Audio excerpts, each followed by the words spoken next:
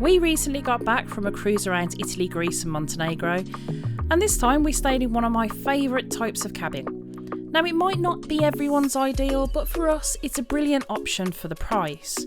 Stay tuned to see why I think this is a cabin you might want to consider next time you're booking on one of Princess's Royal Class ships.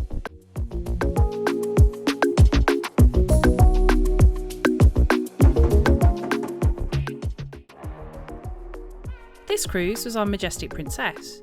She's one of 7 Royal Class ships in the Princess fleet.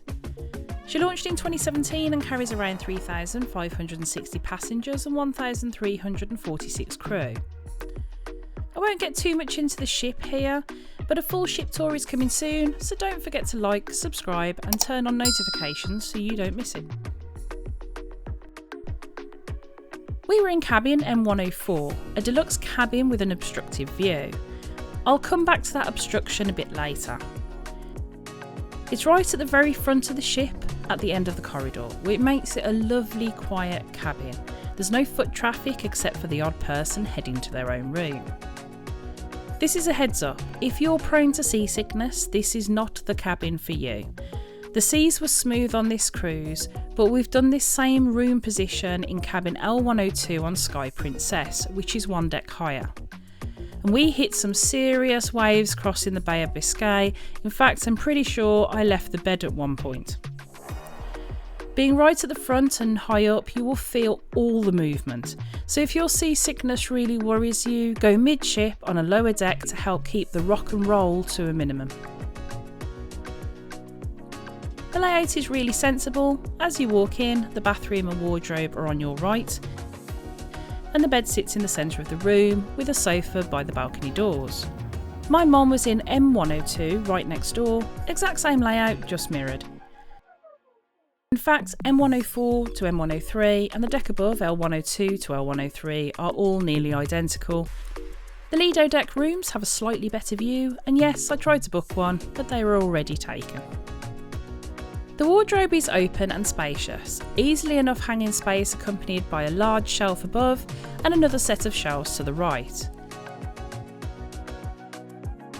If you've got 4 guests, like 2 adults and 2 teens, and are staying 2 weeks, this might be a bit tight, but for 2 it's absolutely perfect. The safe is tucked into the shelves.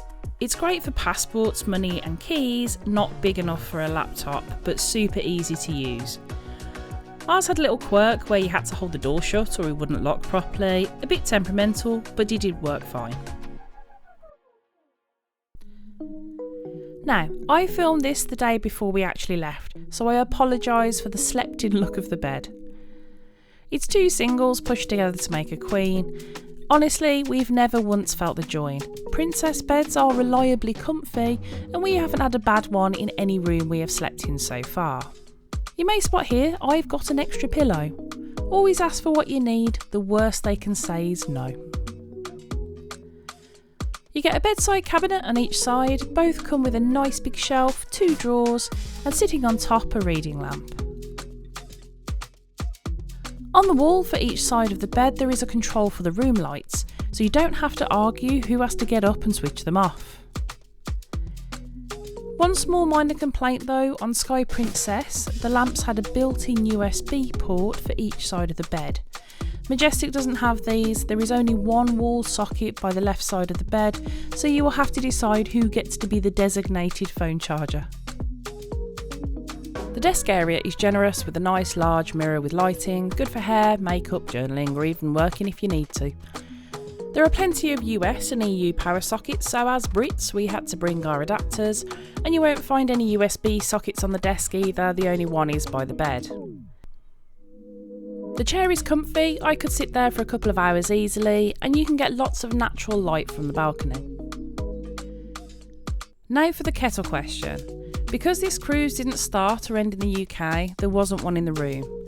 I did call ahead to check before we cruised, but was told to ask on board. We did, and they only had 1 left, and this was even before the rooms were released on boarding day, so you do really have to get in there quick.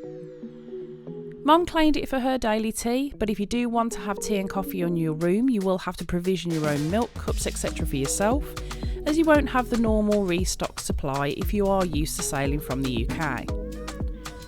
Two ways of doing this: you could go and grab some cups of milk from the buffet and keep them in your fridge. Or if it's just morning hot drinks you want, and this is for anyone that didn't manage to get a kettle, you can just order it from the breakfast menu on the card in the room, even if you don't want food. This is free for anyone, even if you don't have a package. One tip: if you are a tea lover, I would suggest you bring your own tea bags. The onboard stuff is okay, but kind of mild. And if you want decent decaf, I would suggest you bring your favourite. Majestic will be sailing from the UK in 2026, so I'm sure she'll have a larger stock of kettles in future.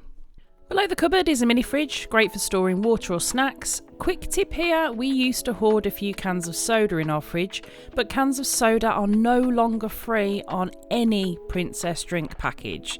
They're now $3 each. You do get 25% off with a package though if you still want to order them. Sparkling water in cans is still free though if you are on a package. Now I always bring these little Robinson's squash bottles, and for anybody that doesn't know what squash is, think of it like a concentrated fruit-based drink that you mix with water. They're tiny, last ages, and turn sparkling water into a lovely fruity drink. This way we could have soda-like drinks without having to pay extra. The hairdryer is the drawer just above the fridge cupboard, and it works adequately enough. I don't bother bringing my own hairdryer on any cruise, and so far the only time that's actually been an issue was on the older Caribbean Princess. The sofa is comfy enough to sit on and doubles as a sofa bed. Now this room says it can accommodate 4 guests, but I think the sofa bed would only sleep 2 very small children comfortably, and there isn't a pull down bed in this room. There is a small table that sits in front of the sofa. I will say we don't really use the sofa and find the table a bit annoying to get past, so we tend to tuck it against the sofa so we can access the balcony or use the desk easier. There's a big flat screen TV mounted on the wall at the end of the bed, perfect for lazy mornings.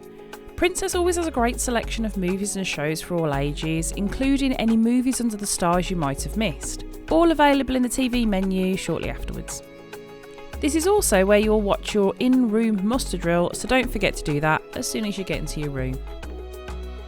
Next to the TV is the thermostat. Not too much to say here, but you turn it up for warmer and down for cooler. And don't forget to keep your balcony door closed, as it helps regulate the temperature of the room. Now before we talk about the balcony, let's cover the bathroom. The bathroom is a decent size. It's compact yet functional. These come as a unit when the ship is built, so there is a little lip on the entrance to the bathroom and one when you try and get in the shower, so keep this in mind if you have any mobility issues. The sink is pretty big with plenty of surface space to pop your things onto. They provide hand lotion and hand wash, and both smell really nice. This was actually different to the ones we had on Sky Princess, and I preferred the smell of this one. To keep the sides of the sink more tidy, there are multiple shelves to store your belongings. Bear in mind with these shelves is that the bars are a little low, so anything tall like toothbrushes or perfume. In rough seas I would either lie these down or take them out of here because they do tend to make an escape. Last thing on the sink area is my favourite, 2 face cloths. I love me a face cloth, and these get changed out every day. Under the sink is a shelf for storage. Here you will find the bathroom bin, sanitary bags, and oddly the one thing I really dislike about this bathroom, the toilet roll holder. This grinds my gears. It's in such an awkward place to reach, so we tend to use the spare and leave it on the sink top or the shelf below within easier reaching distance. Just be careful if you are leaving it next to the sink so it doesn't end up soaked in water. There are also some face tissues. These are not toilet tissues, so do not put them down the toilet. And this goes for anything else. Cruise ship plumbing is very sensitive and no one wants a blocked loo. Only put the provided toilet roll down the toilet. For 2 people in a cabin, you will get 2 bath towels and 2 hand towels. If you, like us, want to try and be a bit more eco-friendly and want to reuse your towels, there are hooks on the bathroom door. Just hang them up there and let them dry. Your room steward will replace them anyway, but leave your hanging towels in place until you pop them on the floor, and then they will take them away. The shower is plenty big enough, I am round and I have no issues with this shower. It does have the dreaded curtain, but this one didn't try to give me a hug at all. I have unwittingly washed the bathroom floor and bath mat a few times when showering because the curtain got trapped outside the lip, so top tip, shower with your back to the wall rather than your back to the curtain. The shower has a temperature control and is height adjustable, so if you are tall you can raise the height of the shower. Luke is 6'2" and he has no issues with the head height in here. We haven't had any problems with the pressure or temperature of the water on any sailings on the Royal Class ships, but we did on the older Princess Caribbean, so let me know if you've had issues with this type of ship and which ship it was on. The shower has a shelf by the shower temperature controls for a bottle or two, and there's another bigger shelf on the wall of the shower so you don't have to bend too far down to pick up your products. They provide body wash and shampoo. I love the body wash, but we always tend to use the shampoo we bring, but my mum used the shampoo and she said it left her hair feeling really soft. So on our next cruise, I'm going to have a go at using their shampoo and just take conditioner with me and see what it's like, so I'll let you know. One last thing here is there is a rail in the shower to help you get in and out. This isn't just for those that need a little aid, it's for everyone, especially in rough seas. Don't forget, when the ship gets a little rocky, be careful getting in and out the shower and use the bar for safety. Now on to the best thing that makes this room such a bargain, and why it shouldn't be overlooked. Now M104 and its other similar rooms used to be hidden on the website booking page under the inside rooms and didn't get booked up very quickly. Now it seems they are under the balcony section, they book up quite rapidly and cost more than they used to with the rising cost of cruising. But they are still cheaper than a premium balcony cabin, and the reason is the balcony is not transparent. The balcony, as you can see, is huge and I love it. My biggest problem with the side balconies is that they are tiny and make me feel a bit claustrophobic, but here you get tons of space. You get 2 chairs and 2 footstools and a good sized table to pop your drinks on. I would always happily trade off being able to see through the balcony for the feeling of space and being able to properly put my feet up and chill. One thing to note though is we have been in both L102 and M104. Because the Lido deck is slightly higher, L102 has a better view but a higher railing on the balcony, so when you sit down you can't see over it, you would have to stand. On the marina deck you can actually sit down and still see the view, but it's not as good. Both issues are quite minor. You will either love the solid balcony or hate it. You also won't have a good view in general when you are in or leaving port. Being on the front you only see where you are going to, so you don't get to see the passing city or town as you leave. It's a trade-off of space, so you have to choose what's important to you. For us, we love the roominess. There are a few things you also might need to keep in mind when choosing these cabins. Now on the website it does actually state that these balconies are only accessible when in port, but we have never found that. I did expect them to be locked during bad weather for safety reasons, which I'm sure you can understand. However, even when our weather was super bad on Sky Princess, they weren't ever locked, but common sense told us not to go out there. Another thing, you need to keep your curtains closed to stop the light from your room affecting the bridge as you are right above it. Now this is only at night, and generally we close our curtains then anyway. If you and your party are in adjacent rooms like we were with Mum, they can open the balcony partition up, as you can see here, to allow you to go between the balconies as you wish, which was really nice if we wanted to sit and chat or share a drink during the holiday. So there you have it, M104 on Majestic Princess. It's a great cabin and a bit of a secret bargain if you would like more balcony room and don't mind the solid metal balcony. These are our second choice of balcony on these ships. It's a close second to an aft balcony because they are still the most amazing thing we have ever had, and much better than a standard balcony for me, who likes a bit more space and breathing room and don't mind sacrificing a bit of the view being on the front of the ship. But what do you think? Would you still choose a side balcony cabin over this one, as you like the whole view? Let us know in the comments below.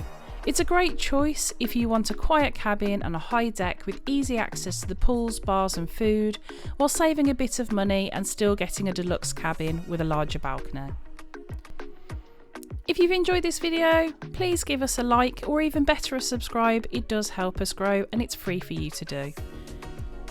So until next time, happy travels.